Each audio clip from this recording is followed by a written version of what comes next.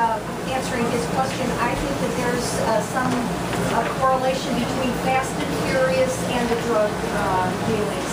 I think that they cut some deals that we will probably find out about later, but I firmly believe, it's a personal belief, that Fast and Furious were so dirty and so rotten that they cut some kind of a deal with the drug cartels so that they could... We're still hiding stuff.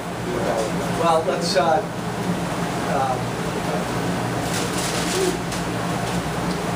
we're not going to get answers on Fast and Furious for a while, which is fairly outrageous because not only do we still have a dead border agent's family, and I always say the name, remember the name, Brian Terry, his family still doesn't have any answers a couple years later.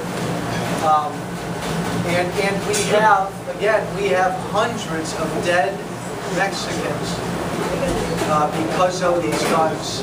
And I always say this, I love looking at my friends in the media all the time. I'm not pointing fingers all the time. But can you imagine if this were George W. Bush? Hey, no, wait a minute, just wait. I want everybody to imagine. Everybody close your eyes and hold it. Just imagine that George W. Bush, hold on, his administration forced American gun dealers to sell thousands of weapons to Mexican drug cartels and then purposely turn the other way and stop tracing them. These guns end up at the scenes of the crime at hundreds of scenes, killing Mexicans, killing an American border agent, and for almost a year and a half, George W. Bush and his administration don't cooperate at all with the investigation. Question. I don't know, pick an anchor. Do you think Brian Williams on the NBC Nightly News would be covering Bush every single night? Do you think the Washington Post, this would be a headline at least once a week? Heck yes. Did he call for impeachment? But because, and again, no way am I ever going to complain or whine about anything. If you're in politics and you're a Republican, you know going in, the media doesn't like them. If you're an outspoken conservative Republican, you know they want to take you down. It's just part of the deal. But and so don't complain about that. Don't whine about it. That should make you want to double your efforts, and that should also make you say prayers for Mitt Romney. If you think they're throwing a lot of stuff at Joe Walsh, and they're going to in the next month and a half, imagine what Romney's going to put up with. And this media is going to do anything they can to protect this president. They love him. Love. Love. Yes, sir. Being you already started the subject, why is Illinois the only state that will not pass concealed carry? Why is Illinois the only state that makes you purchase an FOID card? And they say it's a federal offense not to own a state-wide car, which no one else in the country even recognizes. One word. Concealed carry radio. Money. One word. From this state? Yes. Not Illinois. Not Illinois. Concealed carry program. Well, but You have to qualify with I them. want the law. At their range, you get an ID card. On their term. To be in any other state. I can get one that'll cover 22 other states, but I can't get it here. That's something different. There's no concealed carry law. Illinois is the only state in the country without it. I've been clear, it's an embarrassment. It's wrong. The one word I was going to use was Chicago. Look at our Chicago. climate. Chicago and Chicago politicians basically control the rest of the state. I think you're starting to see this issue turn a little bit, though. The groups that support concealed carry are starting to get really organized. And we came within, I want to say, 6 or 7 votes in the House last time around to pass it out of the House. We got to keep the pressure up because this is so wrong. Only in this state can you not exercise your Second Amendment rights. Only in this state can you not sufficiently protect you and your family. It's wrong. Great. Period.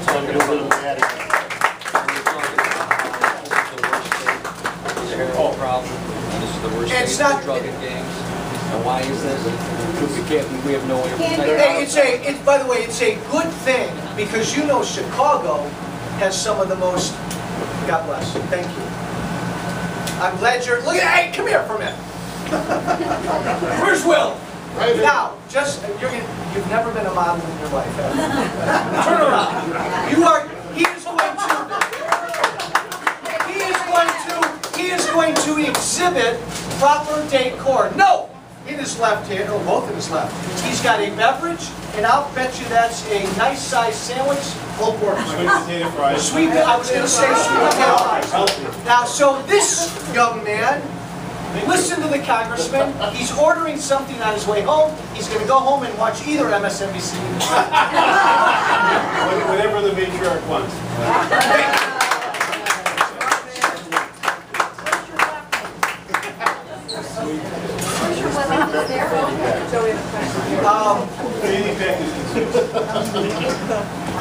And it's not a Republican or Democrat thing in Illinois. It's an urban Chicago thing. And again, what I was going to say was, you know Chicago's got some of the most stringent gun laws in the country. Thank God there are no killings in Chicago. Yeah. I mean, thank God.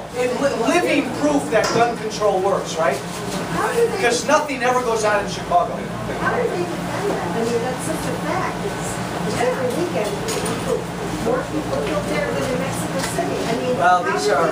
None of those guns are legal. We don't talk about historically gun control has been a simple solution for simple-minded people. Yeah, well, and also look, I got in a little tussle with. Welcome. Hey, thanks for coming. Yeah, say, Dad, enough of this. I want to eat. I got in a tussle with Jesse Jackson Sr. a while back because he actually said, That's an easy fight.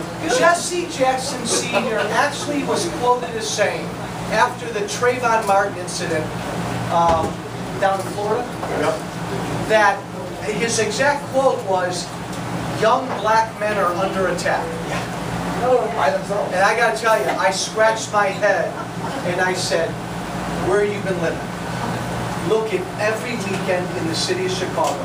Talk about young black men and young Hispanic men under attack, Jesse. It's right under your nose. But when it's black on black crime, don't talk about it, because that's not where Jesse's interest lies.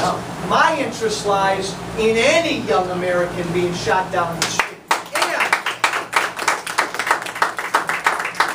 And I find it offensive that inner city African American and Hispanic parents can't have the means and the arms to protect their families in the neighborhoods they live in. They should be given that right. What about that guy that filed the lawsuit?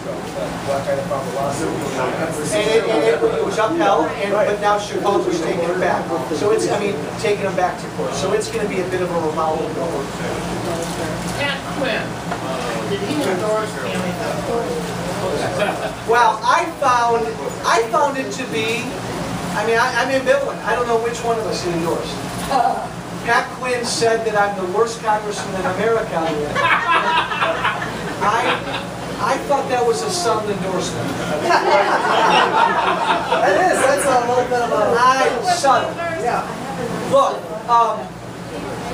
when Pat Quinn calls me the worst congressman in America, that's what makes me smile. Congratulations. He presides over a state with the worst employment picture in the country, the worst credit rating in the country, and the biggest pension crisis in the country. Patrick Quinn, you're knocking him out of the park. One quick one. So yeah, that probably was an endorsement of And you know what? He's never going to get on in prime time during the Olympics, right? He's never going to get on here in prime time at the Olympics, man. I saw that. Whoa! What year will Congress and the Senate and the House? Hey, once again, look at this. It's like clockwork. Spread the word, my friend. Thank you. Thanks for being visible. Thank you. Absolutely. What year will Congress and the Senate and the House finally decide to balance a budget? Never. $10,000 bet still. I know. We actually have a bet. Because if I didn't do my job, I wouldn't have a job. I'm going to give you two quickies. The first bill I introduced last year as a member of Congress was a balanced budget amendment to the Constitution. And we came close. I think in the House we came within 10 to 15 votes of passing out of the House. It wasn't going to pass the Senate. I believe that unless you tie politicians' hands, they'll never balance their own budgets. Because again, they don't think it's your money. So we have to force them to.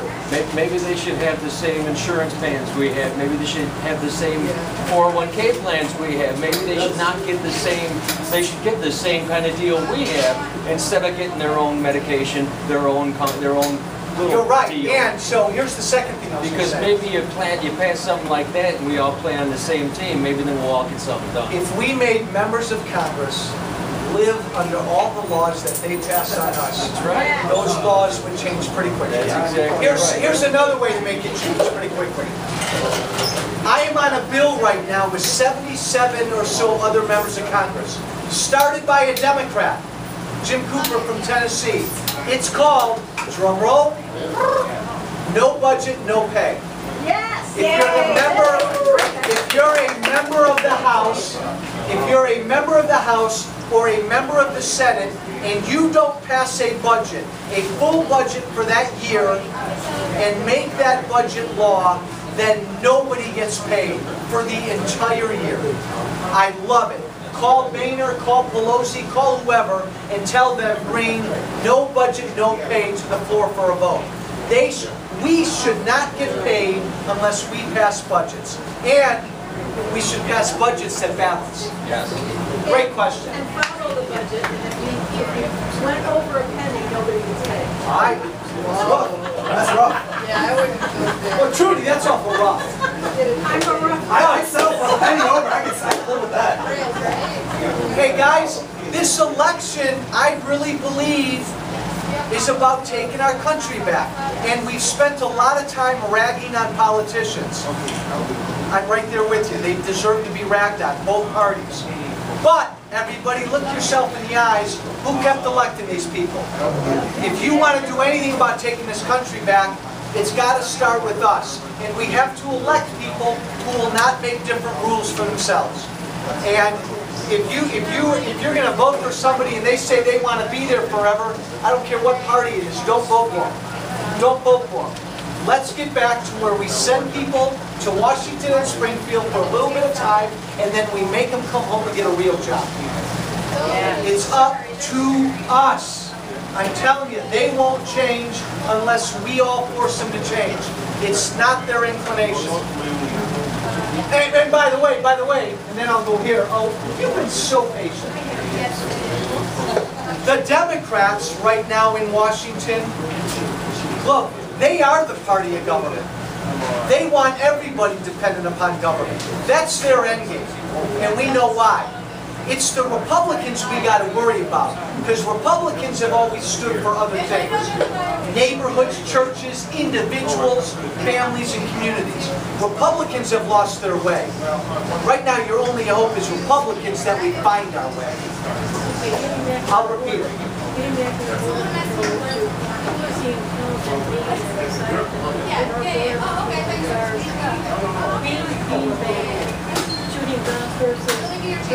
Don't know who is the wise human being that decided to give our Border Patrol agents beanbag guns instead of real bullets. Our Attorney General. Well, yes. Again, yet Nancy Pelosi. Yet, one more issue Congress is looking into. There's a lot to look into. How we doing? Ready? All right, I got to wrap up. I have a 45-minute conclusion. Where's my speech? Where's my speech? Because you know I always use a teleprompter. Hey, Anthony, who brought the teleprompter? Where is it? Hey, guys, we are going to try to win this thing, this district, this crazy-shaped district that Durbin and Rahm Emanuel drew for Tammy Duckworth. We are going to try to win it the old-fashioned way. You and you and you and me, talking to everybody we know, emailing people, phone calling, knocking on doors. On Saturday, next Saturday, the 25th of August, we're having a walk for freedom. We're going to have 27,000 people I'm kidding, it won't be the